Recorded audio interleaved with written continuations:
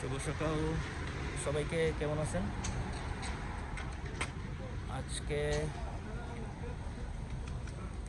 জীবনযাত্রা চ্যানেলে আজকে একটা বিষয় নিয়ে চেষ্টা করব দেখাতে। এখানে আমেরিকাতে আসার পর আমরা কীভাবে আমাদের ড্রাইভিং স্কিলকে ডেভেলপ করতে পারি এবং কীভাবে এখানে step by step driving licence পেতে পারি এবং ড্রাইভিং লাইসেন্স নিয়ে বিভিন্ন রকমের চাকরি, সরকারি বেসরকারি সব ধরনের চাকরি, ব্যবসাতে নিজেকে যুক্ত করে এটা আমাদের উন্নতির পথে একটা বিশেষ সহায়তা করে। Driving skill is a very important skill for our life. This is also important for getting a job. It's also a life-saving skill. কখনো এমনও সময় আসতে পারে হয়তোবা কোনো একটা দুর্ঘটনা ঘটলো, আপনি একমাত্র এখানে আছেন, আপনি যদি ড্রাইভিং জানেন আপনি হয়তোবা সেখানে কাউকে সহায়তা করতে পারেন। So it's better to have the skill with you and it will help you the driving skill. So আমেরিকার নিউ ইয়র্কে কীভাবে ড্রাইভিং লাইসেন্স পাওয়া যায় এবং কীভাবে একজন বাংলাদেশিকে ড্রাইভিং শেখানো হয়, তো আমি চেষ্টা করবো আজকে একজন বাংলাদেশি সফল ড্রাইভিং ইনস্ট্রাক্টরের সাথে থাকতে এবং উনি কীভাবে ড্রাইভিং পরিচালনা করেন এবং এর সঙ্গে তো যাবতীয় তথ্য কীভাবে আপনাদেরকে দেওয়া যায় এবং এটা আপনাদের উপকৃত হবে। Also will try to share some success story from the driving skill. Thank you. ধন্যবাদ জুয়েল মাহবুব ভাই, আপনি এখানে আসছেন সময় করে। তো বিষয় হলো যে আমি Saidur Rahman Lincoln, Asian multi সার্ভিসের প্রেসিডেন্ট আর সিইও। বিষয় হলো যে আমি আজকে স্টার্লিংয়ে আমার একটা বসার জায়গা হয়েছে, আমার একটা পরিচিতি হয়েছে, সবাই আমাকে চিনে। আজকে আমি হঠাৎ করে এখানে যে এসে এভাবে একটা জায়গা নিয়ে ব্যবসাপাতি গুছিয়ে করতেছি, এটা কিন্তু হঠাৎ করে না। এটার পিছনে অনেকই আছে। যে আমি দেখা গেলো যে বাংলাদেশের থেকে যখন আসছি, সেটা 96-এ আমি সাইকেলে ওয়ার্ল্ড ট্যুরে বেরোইছিলাম বিভিন্ন দেশ। হ্যাঁ, বিভিন্ন দেশ ঘুরে ঘুরে তারপর আমার আমেরিকাতে আসা। আর এটার জন্য অনেক স্ট্রাগল করতে হয়েছে আমাকে। সত্যি কথা বলতে, যেটা আমি বাংলাদেশ থেকে আমি অ্যাজ এ ট্যুরিস্ট হিসাবে ফার ইস্ট এশিয়া, হংকং, চীন, Macau, Philippine, Thailand, Malaysia, Singapore, ওই সাইডটা ঘোরার পরে যে একটা অভিজ্ঞতা হয়েছে, এরপরে আমি যখন দেশে যাই তখন আমি বাংলাদেশ যুব পর্যটক ক্লাবের সাথে ইনভলভ হই এবং তাদের গাইড হিসাবে আমি ইন্ডিয়াতে বিভিন্ন সিটিগুলিতে যাই, যেমন কলকাতা, দিল্লি, জয়পুর, ফতেহপুর সিক্রি, অমৃতসর, গোল্ডেন টেম্পল, এগুলি আমি সব ঘুরি। তো আমি অ্যাজ এ গাইড হিসাবে গ্রুপ নিয়ে যাইতাম।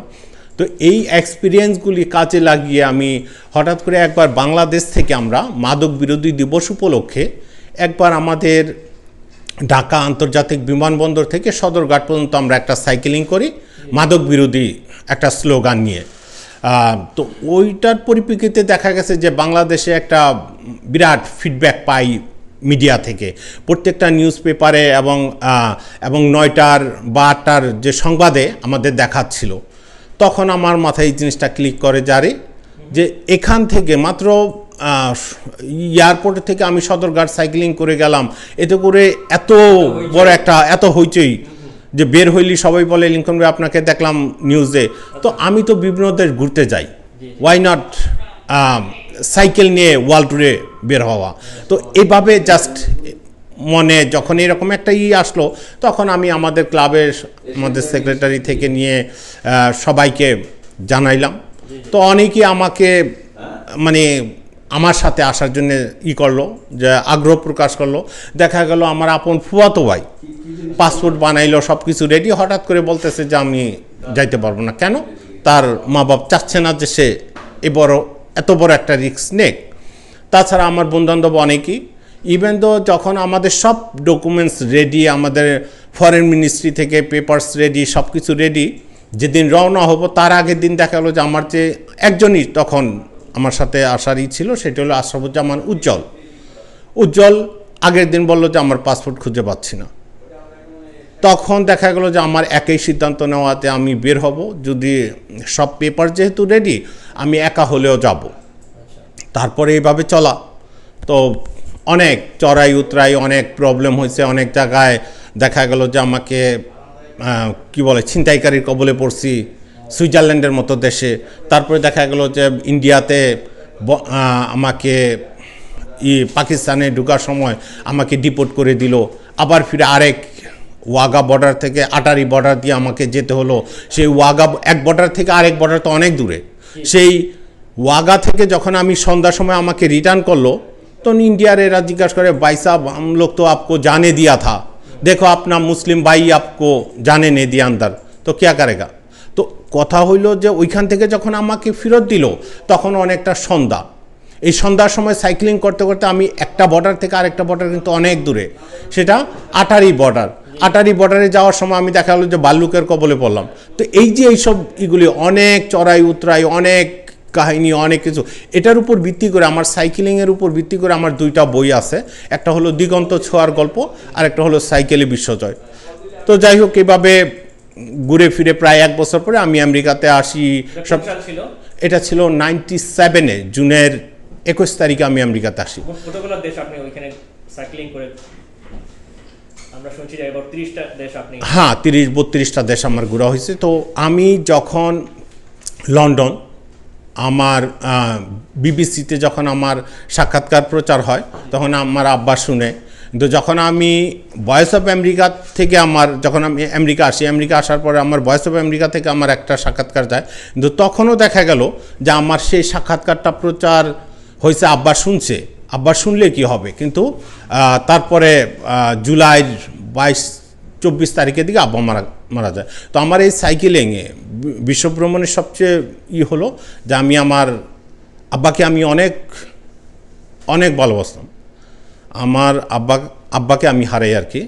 তো তারপরে আমার অনেক কিছুই পাওয়া, অনেক কিছুই আমার কোনো মানে চাওয়া পাওয়ার কোনো কিছু নেই। আমি এখানে সবাই ভালোবাসা নিয়ে স্টার্লিং বাংলা বাজারে আসি আর ব্যবসাপাতি নিয়ে।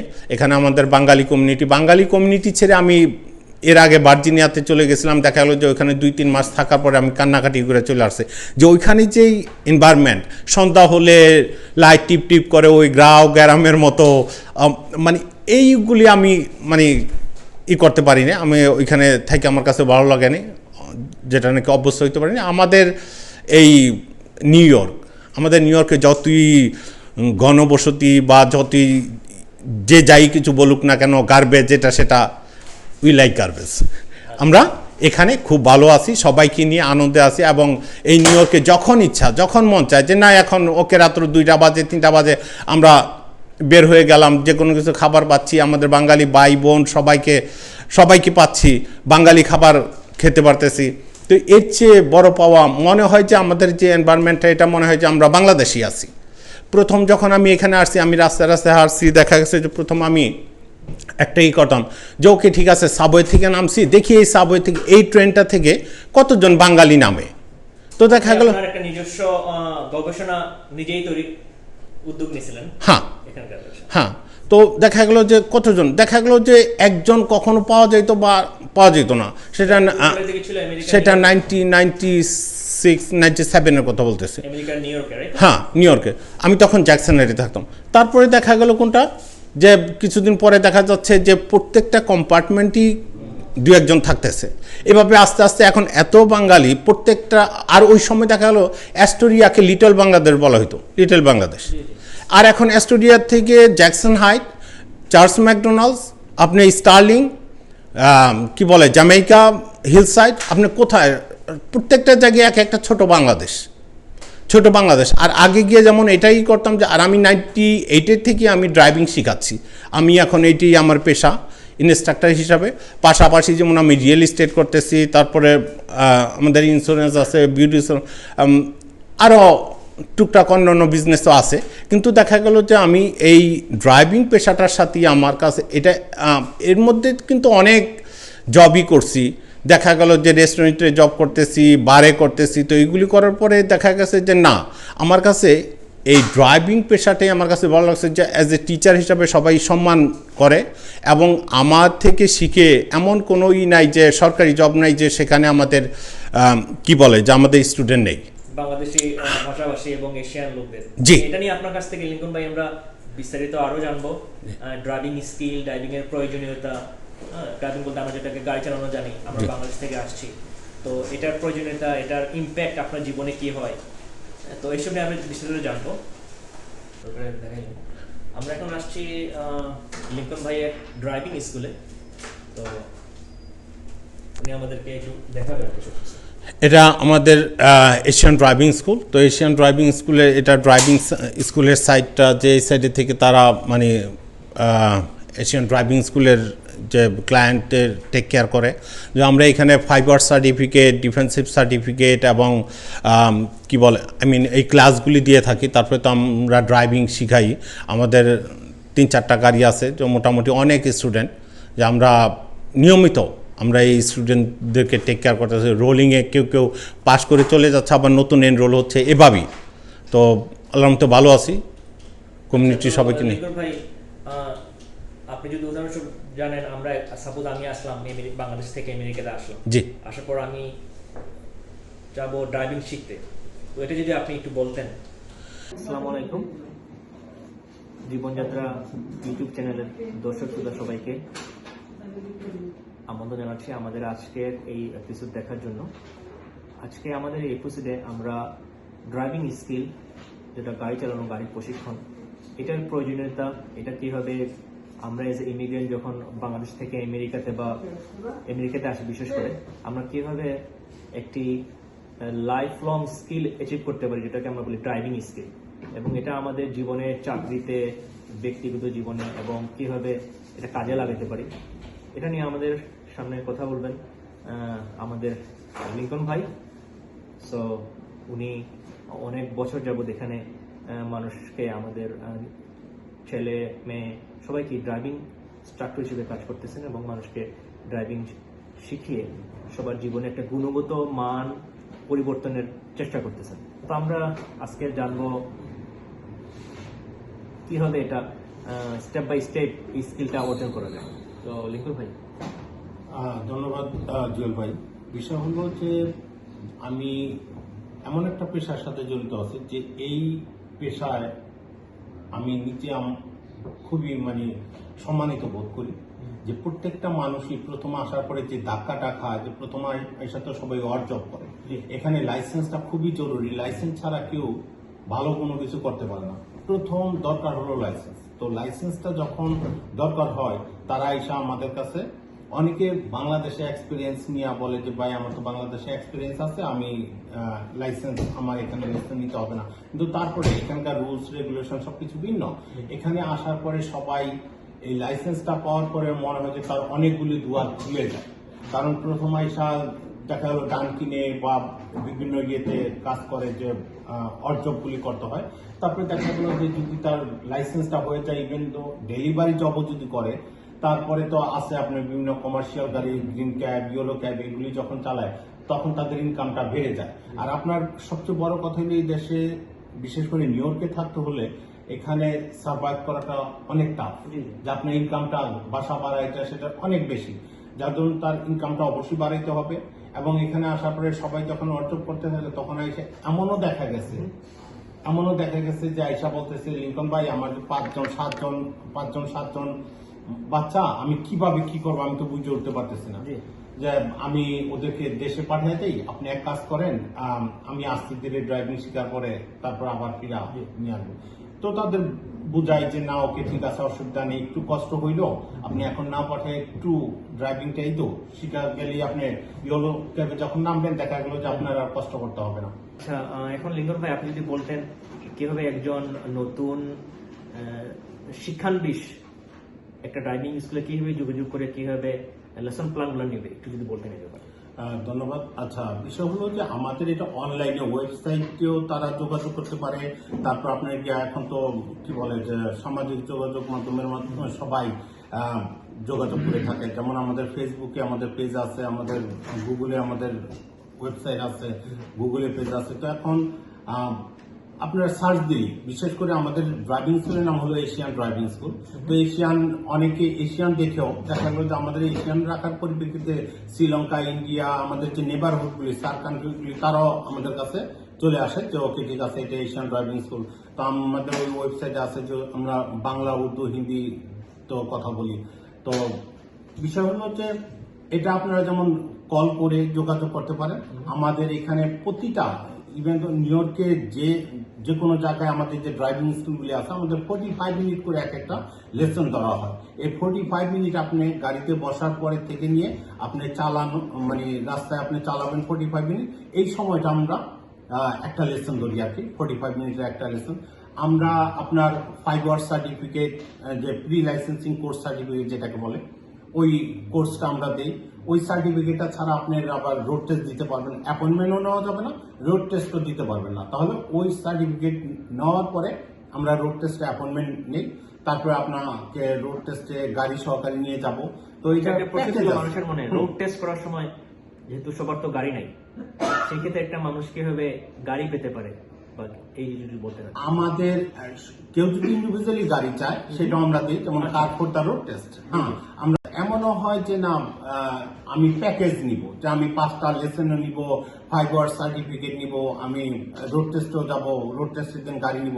তাহলে পুরো প্যাকেজ আছে আমাদের, 5টা লেসনের প্যাকেজ, 10টা লেসনের প্যাকেজ, 10 দিন শেখানো হবে, 5 দিন শেখানো হবে, এরপরে 5 আওয়ার সার্টিফিকেট দিয়ে অ্যাপয়েন্টমেন্ট নিয়ে আপনাকে রোড টেস্টে নিয়ে যাওয়া হবে। তো সবকিছু আমাদের এই প্যাকেজটা নিলে হচ্ছে কি একটু চিপ পড়ে। আর যদি ইন্ডিভিজুয়ালি হয়, ইন্ডিভিজুয়ালি হলে সবকিছু আপনার প্রাইসটা বেশি পড়ে যায়। যে আলাদা আলাদা, যে ওকে ঠিক আছে আমি আলাদাভাবে আমি আগে প্রথম 3টা বা 4টা লেসন নিব, তারপরে আলাদাভাবে গাড়ি নিব, আলাদাভাবে 5 আওয়ার সার্টিফিকেট নিব, তাহলে ওইটার ভ্যালুটা অনেক বেশি পড়ে যাবে। যখনই আপনি প্যাকেজটা নেওয়া হবে, যে প্যাকেজের মধ্যে সবকিছু থাকতেছে। আচ্ছা, এই প্যাকেজগুলো তো লিঙ্কন ভাই নিশ্চয়ই আমেরিকা অনেক বড় দেশ, হাজার হাজার শহর। জি, আমরা এখন যেহেতু নিউ ইয়র্কে আছি, নিউ ইয়র্কেরও আপনার সিটি ওয়াইড হয়তো বা পোস্টিংটা ডিফারেন্ট হতে পারে। জি। এবারে যে একটা উদাহরণস্বরূপ যদি বলতেন, একটা কিরকম খরচ পড়তে পারে একজন মানুষের জন্য? একজন মানুষের জন্য যে নাকি সত্যি কথা যেটা, যে নাকি ড্রাইভিং কোনোদিন করেনি, তার জন্যই 10টা লেসনের প্যাকেজ একটা এভারেজ একটাই রাখা হয়েছে। এভারেজ এতে দেখা যায় যে $450 এটা প্যাকেজ। জি।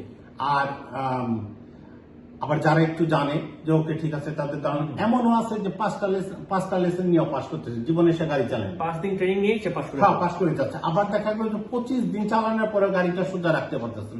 এটি ভেরি করে পার্সন টু পার্সন। আচ্ছা, আচ্ছা। সবাই যে একরকম মানে ক্যাচিং পাওয়ারটা সেটা না, কেউ আছে অল্পতে ধরতে পারে, কারো একটু টাইম লাগে। কেউ 5টা লেসন নিয়ে পাস করে, কেউ 25টা লেসন নিয়ে সোজা চালাইতে পারে না। তাহলে আমাদের তো এখানে আসলে আমরা যতটুকু শিখানোর, আমাদের মেইনলি হলো যে left turn, right turn, parallel park, broken U turn, by stop sign, stop all way sign, কোন সাইনে কিভাবে থামতে হবে, কতখানি দূরত্ব বজায় রাখতে হবে। তো এই জিনিসগুলি আমরা আসলে রুলস রেগুলেশনগুলি শিখাই, এবং দেখা গেল 5টা লেসনে এনাফ হয়ে যায় যারা নাকি পাস করতেছে। আচ্ছা। আবার অনেকে 10টা লেসন নিয়ে পাস করে। তো 5টা লেসনের প্যাকেজ আমরা রাখছি এখন $300 5টার প্যাকেজ, আর 10টা লেসনের প্যাকেজ হলো $450। আচ্ছা, তো এই ড্রাইভিং শেখার পর আপনার জানা মতো কোনো গুড স্টোরি আছে কিনা, যে মানুষের একটা মানুষ আপনাকে পরে ফোন করে হয়তো ফিউচারে যোগাযোগ করছে? অনেক অনেক একটা যদি একটা গল্প বলতেন, এরকম কোনো লিঙ্কন ভাই, success story। এখনো যেমন আমাদের এক দাদা ছিল, তার 7টা বাচ্চা ছিল। বাচ্চা নিয়ে আসার পর সে প্রায় সময় সে কান্নাকাটি করতো। গুরু বলতো যে গুরু আমি কি করব, গুরু আমি বুঝতে পারতেছি না আমি কি করবো, আমি বাচ্চা কাচ্চা নিয়ে নাকি ওদেরকে পাঠিয়ে দিব। পরে দেখা গেছে যে ড্রাইভিং শেখার পরে সেই নিয়মিত সেই লোকে চালাচ্ছে, এবং 2 বছর পরে সে আমাকে বলতেছিল গুরু আমার জন্য একটা বাড়ি দেখে, গুরু আমার জন্য একটা ইয়োলো ক্যাব। এখানে আজকে সত্যি কথা যেটা আপনি যদি দেখেন যে যারা এই বাড়িওয়ালা, যারা গাড়িওয়ালা, যারা নাকি আগে যারা ই করছে, তারা কিন্তু ইয়োলো ক্যাব চালাই ই করছে, মানে কষ্টের কাজ করছে তারা। তো মানে কোন লাইসেন্স পাওয়ার পরে তারা ভালো করছে, সুবিধা করছে। এর আগে কিন্তু তারা কেউ তেমন একটা ভালো কোনো কিছু করতে পারে। প্রত্যেকটা মানুষই লাইসেন্স তাদের মানে বাধ্যতামূলক। ইভেন এখানে ট্রাফিক পুলিশ হোক, আপনার NYPD-তে হোক, যে কোনো সরকারি জব, ফেডারেল জবে যদি কেউ ঢুকতে চায়, লাইসেন্স কিন্তু মাস্ট। লাইসেন্স তার থাকতেই হবে, গাড়ি চালাতে জানো বা না জানো, লাইসেন্স ছাড়া তারা অ্যালাউই না। এটা আপনার মানে একদম রিকোয়ারমেন্ট, রাইট, আপনাকে থাকতে হবে ড্রাইভিং লাইসেন্স। এটা ফার্স্ট, তাদের ড্রাইভিং লাইসেন্সটা থাকতেই হবে। তো অতএব আমি যেটা বলবো যে ড্রাইভিং লাইসেন্সটা খুবই জরুরি। ড্রাইভিং লাইসেন্স আপনার আসার পরে একটু কষ্ট হলেও জানি যে এখানে অর্জব করতে গেলে টাইম বের করাটা টাফ হয়ে যায়। তো একটু হলেও কষ্ট করে আপনারা লাইসেন্স নেন, তারপর ইনশাল্লাহ আপনারা একটু দুদিন আগে আর পরে আপনাদের মানে দুয়ার খুলে যাবে ইনশাল্লাহ। আপনারা একটু সবাই, আমরা এখানে আমেরিকাতে আসছি কাজ করে 2টা পয়সা কামানোর জন্য, একটু ভালো থাকার জন্য। তো এখন যদি আপনারা মনে করেন যে লাইসেন্সটা হয়, তাহলে নিজে একটা গাড়ি কিনতে পারতেছেন, গাড়ি গিয়ে ডেলিভারি জব হোক বা আপনার উবার হোক বা ইয়েলো ক্যাব হোক, আপনি চালাইতে পারতেছেন। আপনি একটু মানে আপনার লাইফে একটু রিল্যাক্স, একটু আসবে। তা না হলে তো অন্য জব করলে তো আপনাকে 12 ঘন্টা জব করতে হচ্ছে, কত কষ্ট করতে হচ্ছে, এই আর কি। সো থ্যাংক ইউ লিঙ্কন ভাই। আমি যেটা বলবো, don't delay for getting a driving licence. আমরা এখানে অনেক বাংলাদেশি ভাই বোন বিভিন্ন বয়সের বাংলাদেশ থেকে আসছি, আসার পর আমাদের মনে হয়তো বা একটা সন্দেহ থাকে আমরা কি পারবো কিনা। Yes, you can get the driving license, you can apply for many jobs, also you can open your own business, you can drive a taxi, you can delivery, you can go for private business. আজকে আমরা জিনিস জানি যে এখানে যারা driving জানে, এখানে অনেক ধরনের ইভেন্টস ম্যানেজমেন্ট কোম্পানি আছে যেখানে ওনারা অনেক ড্রাইভার চেয়ে থাকে গাড়ি সহ। আপনি ওইসব ব্যবসাতেও আপনি ইনভলভ হতে পারবেন।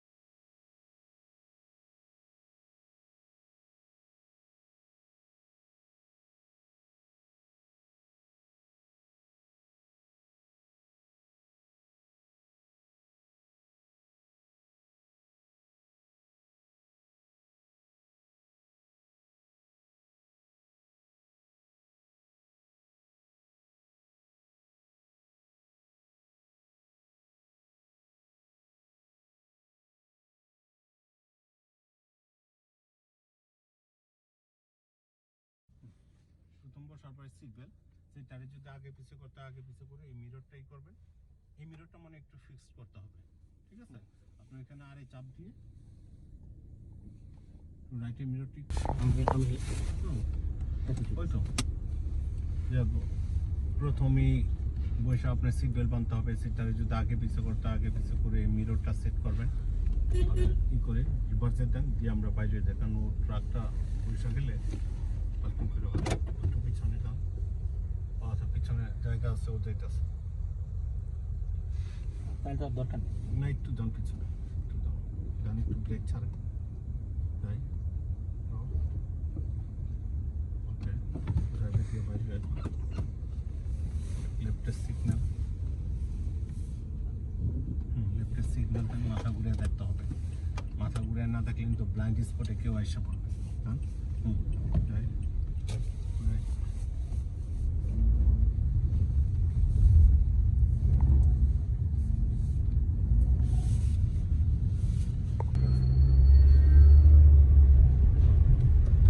আপনি লেফট লেনে থাকেন, দেখেন রাইট লেনে একটা গাড়ি আসছে, তাই তাহলে এটা আগে থাকতে খেয়াল করতে হবে।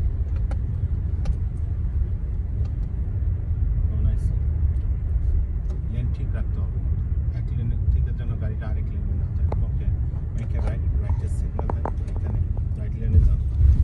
রাইট টার্ন করতে হলেও অলওয়েজ রাইট লেনে যেতে হবে, লেফট লেনের থেকে রাইট টার্ন করা যাবে না। আবার লেফট টার্ন করতে হলে লেফট লেনে যেতে হবে। জান, এটা ওয়ান ওয়ে না টু ওয়ে? এটা হচ্ছে ওয়ান ওয়ে, মাঝে থাকতে হবে। ঠিক মাঝখানে থাকবে। যান, যেতে থাকেন, তাই রাস্তায় তো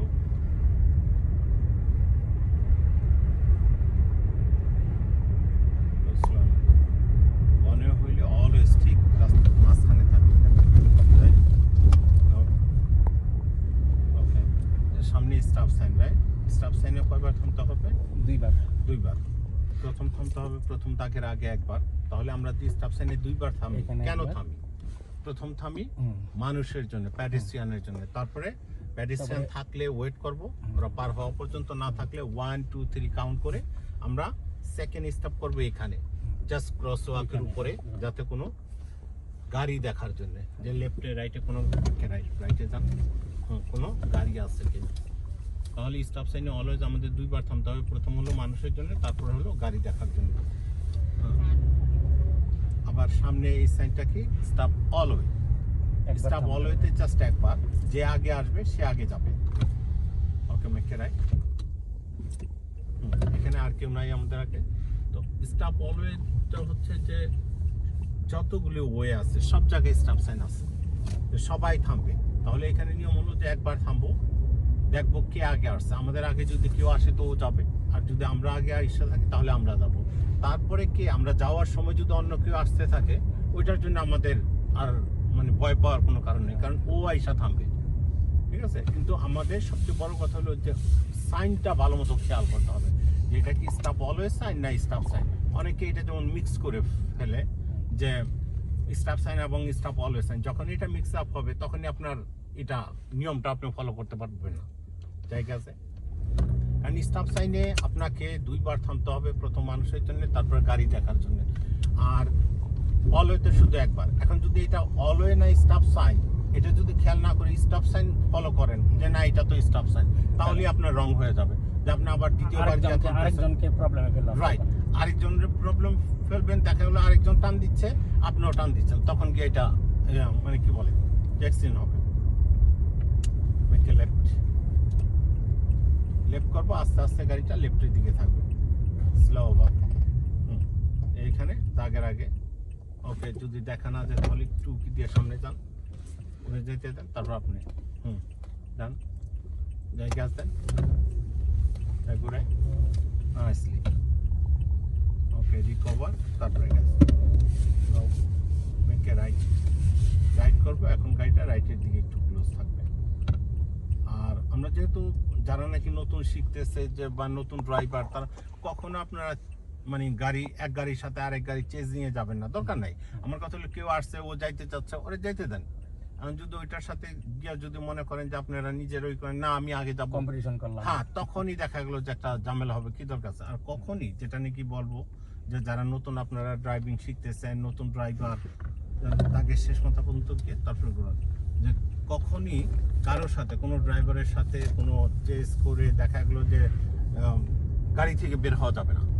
গাড়ি থেকে বের হয়েও দেখা গেলো যে ও গাড়ি থেকে বের হলো, তখন মারামারি এটা করাই যাবে না। এই দেশে যদি মনে করেন যে এই কারণে ইন্স্যুরেন্স থাকে, যদি বাই চান্স লাগতেই পারে, আপনার গাড়ি গিয়া লেগে গেল কারোর সাথে, বা কারোটা এসে আপনার সাথে লেগে গেল, ওকে, এখানে পুলিশ কল দিবেন। কিন্তু দেখা গেল যে নিজেরা যদি মারামারি করতে চান, তখন নিবান্ন যে এখানে মারামারি করতে গিয়া আপনি আহত হলেন, তো দরকার নেই তো, তাই না? Mechanic nicely right. দাগে শেষ মাথায় যাওয়ার পরে আমরা আস্তে আস্তে রাইটে ঘুরাবো আর যাবো, যাই গাড়িটা সোজা হওয়ার পরে তারপরে রিকভার হবে আগেই। Okay, go nicely, go gas, make a left. এই যে লেফট করবেন, লেফট টার্ন করবেন, দেখেন প্রত্যেকটা ইন্টারসেকশনের মাঝখানে ম্যানহোল আছে। ম্যানহোলটা পর্যন্ত আসার পরে লেফটে ঘুরা যান, আস্তে আস্তে নাইসলি। ইয়েলো দাগের রাইটে যেন থাকে গাড়িটা,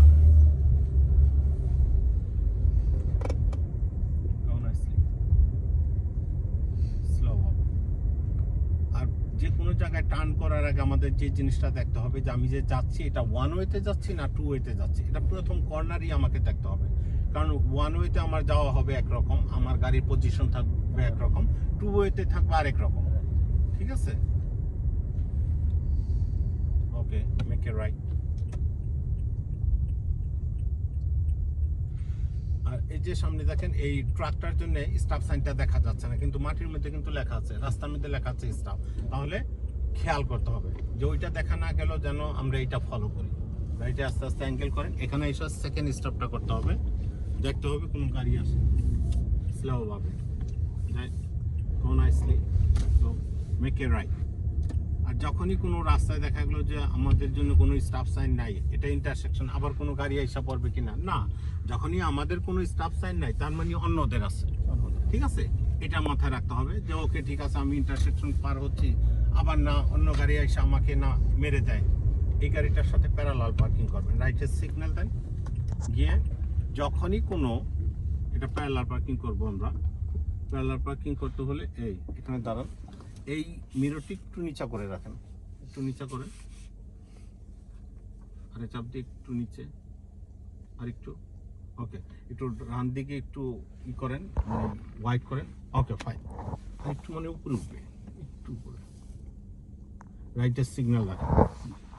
আচ্ছা, প্রথমেই আইসা আমরা দাঁড়াবো, যখনই প্যারালাল পার্কিং করব, এটা খেয়াল রাখতে হবে। প্যারালাল পার্কিং করতে হলে যাইসা আমাদের ডবল পার্কিং করতে হবে। যদি সমান গাড়ি হয়, আমাদের গাড়ি এবং ওই গাড়ি একই সমান, তাহলে মিরর টু মিরর রাখবো। ওদের মিররটা আগে, আমাদেরটা পিছে।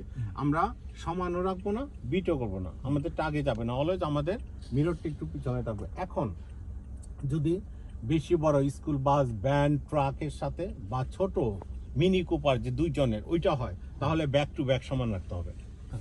এটা যেহেতু একটু বড় গাড়ি, এর জন্য আমরা মিরর পর্যন্ত যাইনি, আমরা ব্যাক টু ব্যাক রাখলাম। তারপরে রিভার্সে দেন, রিভার্সে দেওয়ার পরে একটা রাউন্ড রাইটে ঘুরাবেন, এক রাউন্ড রাইটে।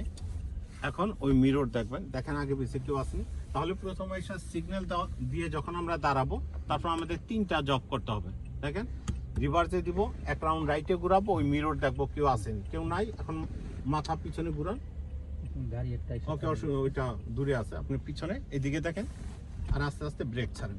আমরা কতখানি যাব, ওকে দিয়া যান, যাইতে থাকেন, পিছনে দেখেন। মেন হলো পিছনে আমরা এই মিররটা যদি হেল্প নিচ্ছি, তো মিররটা আপনার কি বলে, যে এটা বলা যায় যে এটা চুরি করে দেখা। এটা যদি আপনি সরাসরি টিভির মতো তাকায় থাকেন তাহলে হবে না। তাহলে এই যে হ্যান্ডেলটা, এই হ্যান্ডেলের এই পিছনের এই মাথাটার মধ্যে রাস্তার যে কার্ভটা আছে, এটা এসে লাগবে। It's look like 45 degree angle, right? এই কোণাটা হবে, সাথে সাথে আপনি ব্রেক করবেন। তারপরে 2 রাউন্ড লেফটে ঘুরাবেন, 2টা রাউন্ড লেফটে ঘুরান, 1 2। আবার পিছনে দেখেন, গাড়ি যখন পিছনে যাবে, আপনার কি বলে যে you have to turn your face over the right shoulder. Okay, ঠিক আছে? আপনি যান আস্তে আস্তে, যায় গো নাইসলি, স্লোলি যাইতে থাকেন, গো গো, কিপ গোয়িং, যাই স্লো ভাবে যাই। সোজা হওয়ার সাথে সাথে আমরা ব্রেক করব, ঠিক আছে? এখন ড্রাইভে দেন। আচ্ছা, আমরা রাইটে কয়টা ঘুরাইছি? 2টা, একটা রাইটে, একটা রাইটে একটা, পরে লেফটে 2টা।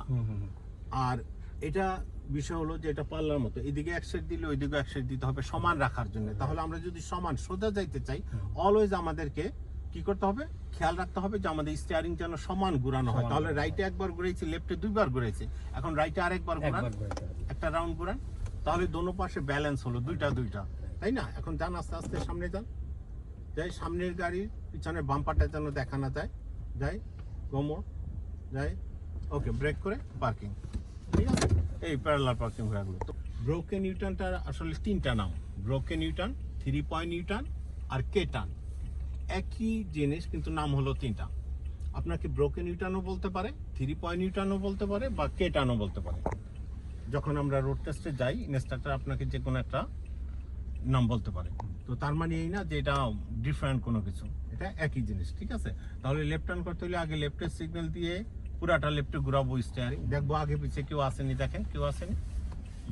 ওকে, কেউ না থাকলে আপনি যান, গ্যাস দেন, ওইখানে ওই পাশে গিয়া কার্বে বা গাড়িতে লাগার আগে আমরা ব্রেক করবো। যান আস্তে আস্তে যাই, স্লো ভাবে, গোমর গোমর, ব্রেক। এখন রিভার্সে দিবেন আগে, অলওয়েজ গিয়ারটা আগে চেঞ্জ করতে হবে, ঠিক আছে? পুরাটা রাইটে ঘুরান, তাহলে পুরাটা লেফটে ঘুরে আমরা সামনে গেলাম, পুরাটা রাইটে ঘুরে এখন পিছনে যাব। যান আস্তে আস্তে, অনায়াসলি, হালকা ভাবে। এইটা মনে রাখতে হবে যে এই যে মাঝখানে যে ইয়েলো দাগ, এই ইয়েলো দাগ যেন পুরোপুরি ক্রস করে আমরা পিছনে না যাই। পুরোপুরি যদি ক্রস করে পিছনে চলে যায় তাহলে কিন্তু অটোমেটিক ফেল। ড্রাইভে দেন, এখন আবার লেফটে ঘুরাইতে থাকেন, লেফটে ঘুরান আর আস্তে আস্তে ব্রেক চান, আরো ঘুরাইতে হবে, কারণ পুরাটা তো রাইটে ঘুরানো ছিল। তাই আস্তে আস্তে গাড়িটা যে সোজা হবে, রিকভার করেন আস্তে আস্তে। মেক শিওর যে আপনার গাড়িতে না আবার ইয়েলোর ওই পাশে না যায়, ব্যাক করে ইয়েলোর ওই পাশে চলে যাও মানে অটোমেটিক ফেল, ঠিক আছে? তো এইগুলি খেয়াল করতে হবে আর কি ব্রোকেন ইউটার্নে। Okay, make a left, slow down, stop, 1 2 3, go for second stop. আপনাকে অলওয়েজ স্টপ সাইনে প্রথম লেফটে দেখতে হবে, তারপরে রাইটে, কারণ লেফট যান। এখন রাইট, গ্যাস দেন, গ্যাস দেন, নাইস, গো। কারণ স্টপ সাইনে আপনাকে লেফটের গাড়িটা এসে আগে হিট করবে।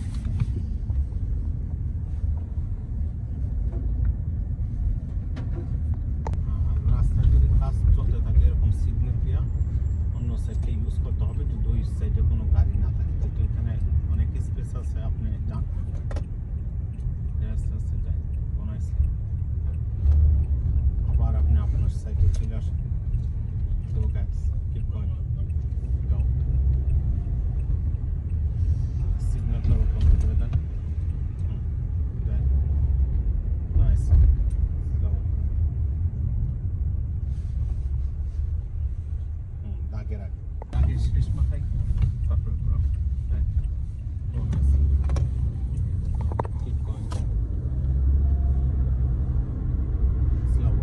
যেন কোনো মতে 25-এর উপরে না উঠে, কারণ সিটি স্পিড লিমিট হলো 25.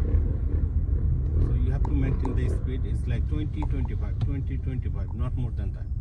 Can I?